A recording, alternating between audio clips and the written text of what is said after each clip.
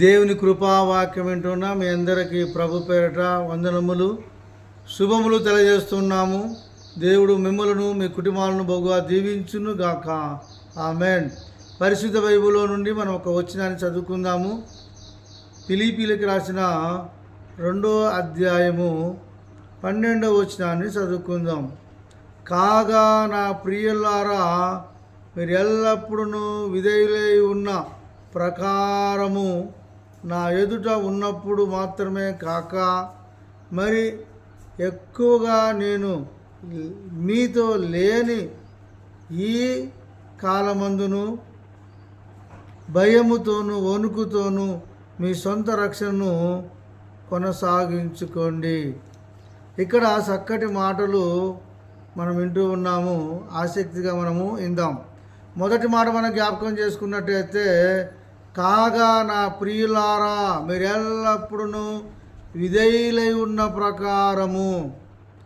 మనం ఎల్లప్పుడూ విధేయులై ఉండాలి, విధేయత కలిగి ఉండాలి. చదువుకునే పిల్లలు టీచర్ ఉన్నప్పుడు మాత్రమే భయముతో ఉంటారు, విధేయత చూపిస్తారు.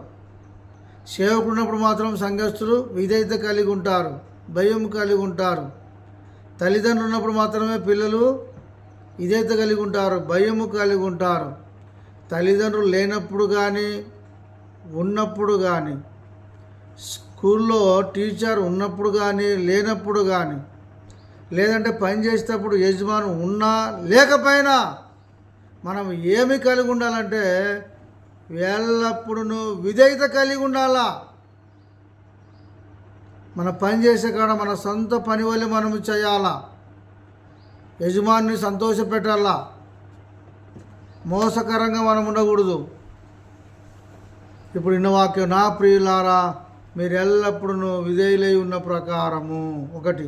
రెండోది మనం జ్ఞాపకం చేసుకున్నట్టయితే, నా ఎదుట ఉన్నప్పుడు మాత్రమే కాక మరియు ఎక్కువ నేను మీతో లేని ఈ కాలమందును. మీతో నేను ఉన్నప్పుడే కాదు, నేను లేనప్పుడు కూడా మీరు జాగ్రత్తగా ఉండాలా. నేనున్నప్పుడు మాత్రమే మీరు విధేయత చూపిస్తారు, ప్రేమ చూపిస్తారు, మంచిగా మాట్లాడతారు. నేను లేనప్పుడు కూడా మీరు విధేయత కలిగి ఉండాలా. అక్కడ కింద మరొక మాట చూసినట్టయితే, భయముతోనూ వణుకుతోనూ మీ సొంత రక్షణను కొనసాగించుకోండి. మనకేముండాలి చెప్పండి? భయం ఉండాలా, వణుకు ఉండాలా. మన సొంత రక్షణను మనము కాపాడుకోవాలా, కొనసాగించుకోవాలా. మనము సంఘంలో ఉన్నప్పుడు మాత్రము భయముతో వణుకుతూ ఉంటాం, లేదా సేవకుడు ఉన్నప్పుడు,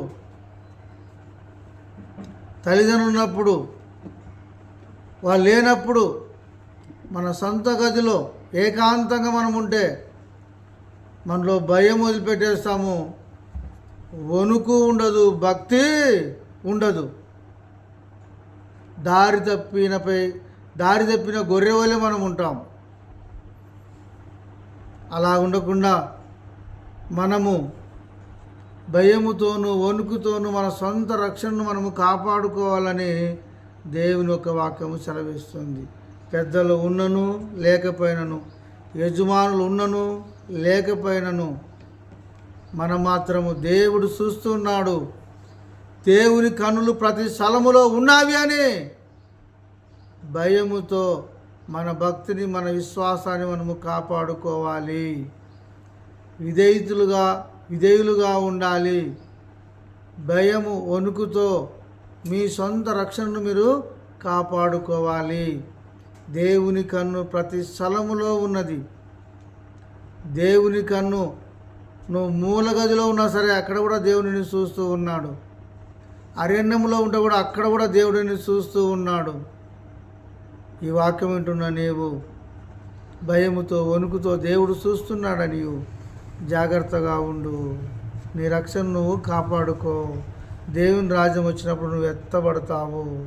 ఈ మాటలు దేవుడు దీవించును గాక. ఆమేన్. చిన్న ప్రార్థన చేద్దాం. పరిశుద్ధమైన తండ్రి నీకు స్తోత్రములు. ఇన్న ఒక్క వాక్యం హృదయంలో ఉంచుకొని వాక్యానుసారంగా జీవించే భాగ్యం దయచేయమని యేసు నామములో ప్రార్థిస్తున్నాం తండ్రి. ఆమేన్.